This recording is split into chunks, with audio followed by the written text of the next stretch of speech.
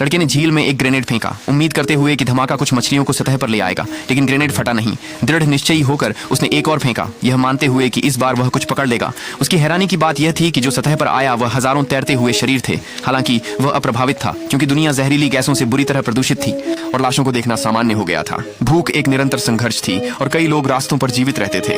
उस जीवन के तीसरे हिस्से में लड़के ने मांस की खोज करने का निर्णय लिया। अपनी खोज के दौरान उसे एक कुत्ता मिला, लेकिन भूखा जानवर उस पर झपट पड़ा। लड़के ने तेजी से काम लेते हुए उसे एक चाकू से मार दिया। उसे लगा कि अब उसे मांस खाने को मिलेगा, लेकिन जब वह घर पहुंचा तो उसके पिता ने बताया कि उस कुत्ते का मांस असुरक्षित है, क्योंकि वह अत्यधिक प्रदूषित क्षेत्र से आया था। पिता ने सुझाव दिया कि वे कुत्ते की खाल उतारें और उसे खाने के बदले में व्यापार करें।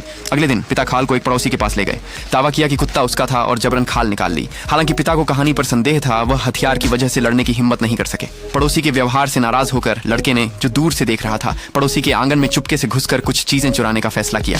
अगली सुबह पड़ोसी उनके घर आया और उन पर चोरी का आरोप लगाया। उसने लड़के के पिता को घुटनों पर बैठने के लिए मजबूर किया और उनके चेहरे पर बंदूक तान दी और जो कुछ भी उन्होंने चुराया था उसे लौटाने की मांग की।